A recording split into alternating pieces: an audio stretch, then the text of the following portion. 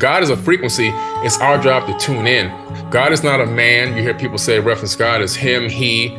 They have this illusion that there's this sky daddy with a magic wand floating around granting wishes. That just really, in my research, isn't the case. It's more of a frequency, a divine frequency that is imbued in every living thing in the entire universe. In ancient times, people were more into spirituality. When we got to one of the highest advanced civilizations, which started out in Sumer and then migrated over into the land of Kemet before it became Egypt, the tablets date back about 6,000 to 8,000 years, but those tablets we discovered were recopied from even older tablets, which going back probably about 100 to 200,000 years prior.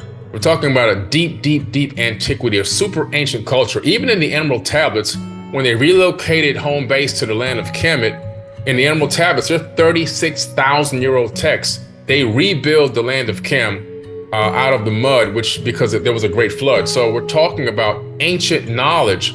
They said they rebuilt Kem. They didn't build it for the first time. They said they were going to bring it back up to a high level of civilization. So it was already high before the flood. We're talking about tens of thousands of years ago. And so they began to create these mystery schools at dawn of this new era, 36,000 years ago. The gentleman who started this, his name was Thoth, T-H-O-T-H. And he's known as a wisdom keeper. He's known all over the entire world, and every continent I've been to, there's a depiction of him there. Even in the outback of Australia, they've got him etched into a petroglyph in the rock. He doesn't really have a bird head, but he's depicted as such because the ibis bird depicts bringing darkness to light, because the beak is so long, it goes deeper down into the mud to bring sustenance up. But he ruled over the land of Kemet for 14 or 16,000 years, roughly thereabout, according to the ancient Egyptians. And then he left there and went to Mesoamerica and kickstarted the Teotihuacan civilization. In Mexico City, you have Teotihuacan, you have all down throughout Tulum and all the way down to Chichen Itza. That was all his master architectural plan. And Teotihuacan is part of his African name, which is also known as Tahuti. And Teotihuacan in Mexico really means the city of Tahuti that he built out there. So he left there, and that's why the pyramid complex there mirrors the one at Giza in Africa. And so these mystery schools started, and so these mystery schools were to teach the spirituality to adept initiates and to pass it down through verbal teachings. And then when some of these super masters began to pass away or leave or disappear, whatever you want to call it, some of these pyramid priests and temple priests realized the power that this knowledge had and began to alter and remix it. They understood the psychology and the neuroscience behind this and how it could control masses of people. So they started to twist the scripture and twist the words and kind of utilize it for darkness instead of light. And then we're able to then put people into a box and put real controls on them and dominate them and secure them, bringing them food, bringing them sacrifices, bringing them money. The sacrifices were not for God. The sacrifices were so they can eat. If you go to Egypt, you go to all these temples, you'll find the storehouses where all the sacrifices will be put and salted and stored and hung and dried so that these people can have food to eat, because they weren't going to go hunting for anything. They weren't going to grow any crops. So it was all a big scam. So they took his teachings, his spiritual teachings. He's all about seeking the light, evading the darkness, understanding how to raise and be born again through conscious thought. The first baptism that was taught is in the Emerald Tablets. He talks about being baptized via elevated consciousness, being able to rise up to another level and look back to see where you were before. And you'll be born again many times in one lifetime if you continue to ascend. It had nothing to do with splashing water and dumping your head in the pool and all this other kind of stuff. That was also another twist of the information. If you look at the Emerald Tablets, so I wrote this book called Compendium of the Emerald Tablets, which has been a bestseller worldwide for 4 years. It's now, I think, currently number one out of 3 million books in ancient civilizations. In that book, I put the New Testament where Jesus is speaking, and I put both the Atlanteans' words from the Emerald Tablets side by side. And you see that Jesus is literally mimicking what he learned from the ancient mystery schools, which he learned directly from the Egyptian mysteries from Thoth the Atlanteans' teachings. So he's not saying anything new in the New Testament. All those words that were spoken by him were information that he was taught, because the real text is 36,000 years old. And of course, we know the Bible was written between 100 AD to 900 AD, long after the people were long gone.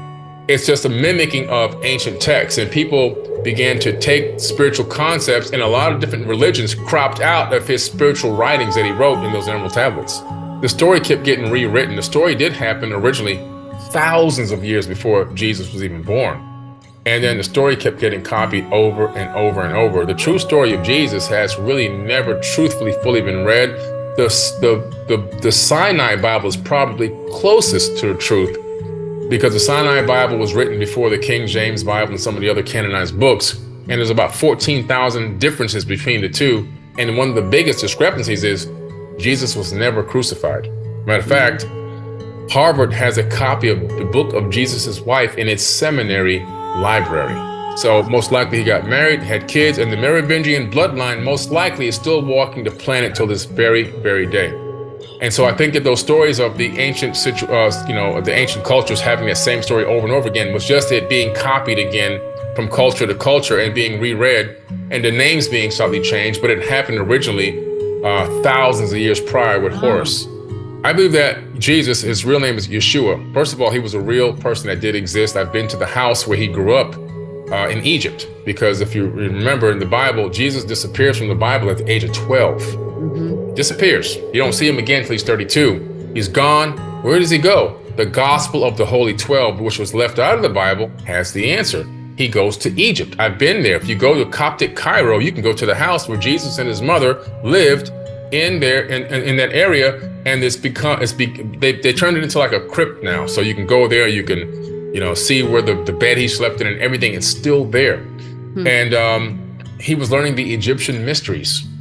From there, he went all the way up into Tibet to learn Reiki healing and Qigong, and that's been confirmed by the Dalai Lama. And then he left from there and went down into India to learn the mystic arts, teaching reincarnation all the way back to Egypt. And then the Bible picks up, I call my son out of Egypt, and then you see him appear on the back of a donkey in Jerusalem at the age of 32. And that's where the Bible text picks him back up as coming back in. But he was a very spiritual being. He was a virgin birth. And what's interesting is in the Apocrypha text, the text that was kept out of the Bible, you discover his grandmother, Mary's mother, was also a virgin birth. And if you look at the Sumerian tablets, you discover that these virgin births were not unusual. They were experimenting in these types of in vitro fertilization techniques, where they would take an egg and put it in the womb and take it to term, not their egg, another woman's egg. And they have this whole section in Egypt called the Hathor's temple at Dendera, where they have these birthing centers where they were doing this. So he was a virgin birth, and so was his grandmother was also a virgin birth. They were planted on this timeline for a specific reason by the people who control from behind the scenes, which were they called themselves the ordainers of destiny in the Sumerian tablets. They believed that they had the right to control destinies on this planet. And they would use this crystal tablet to see potential outcomes and futures that they wanted, and they would then pick the one they wanted to coalesce into one real outcome, and they would go ahead putting action behind that to make that reality come true for them. Masters at manifesting. Prior to the flood, the Anunnaki, who are also the Atlanteans, that's the same people. The Atlantean is a civilization. Anunnaki means those who came from heaven to earth. So it's like if we travel to Mars, I wouldn't say I'm Billy Carson from Boca Raton, Florida. I would say I'm an earthling, right? So Anunnaki is that generalized term. Atlantean is the type of civilization they created. So basically what you find is that before the flood, they didn't even interact with the hominids that were on this planet. They didn't interact with us. Our cousins were here, not Homo sapiens sapiens, but a different version of us was already here. Then they started tinkering because they wanted to create a slave race of people. And then after the flood, they decided to utilize this new tinkered genetically modified version of a Homo sapiens sapien. And they would create leaders of these areas. Like, for example, a pharaoh would be, and the initial pharaohs would be a direct bloodline of one of these Anunnaki people. In other words, it would be half human and half Anunnaki, where the term demigod comes from in Greek and Rome and all of that. And so they would make that liaison, that bloodline liaison between them and the people. As time continued to go by and cultures and the way that the economics and the civilizations and the kingship and everything changed, they began to then, for whatever reason, handpick specific people to do specific things, and they would then create these genetically modified or bloodline people. Yeshua was one of them. who I believe he was half human and half Anunnaki. That's just my personal opinion. I have not read that anywhere, but that's based on what I've researched and what I know from studying ancient cultures. I believe that he was not one, and he himself said he's not of this world. I believe that he was a chosen one for whatever the full mission was. And I think the real mission was to bring a certain level of Christ consciousness, which existed before Jesus Christ, that terminology ever came to be. Christ consciousness is ancient, it's super ancient. And it's a certain level of consciousness that a person can get to, this level where they're all knowing, all loving. They're the epitome of service to others and unconditional love for one another. A real true ascended being. And Jesus never said he was going to return. He said that Christ would return. And he's talking about the consciousness coming back to this planet and raising everyone up to a high level and bringing back a new golden age. It's a level of consciousness where you have this crystallized consciousness where everything that you think of is about, how can I become a problem solver? I'm not a victim. How can I help someone? How can I love this person better? How can I solve problems before they happen? Because a genius will solve problems before they happen. So these people were high-level thinkers. They'll think into the future and think of what all the outcomes can be and then create solutions before they even need them. That kind of level of thinking, how to heal people, no suppression of medical technology and information and stuff like that, creating a true super Christ civilization.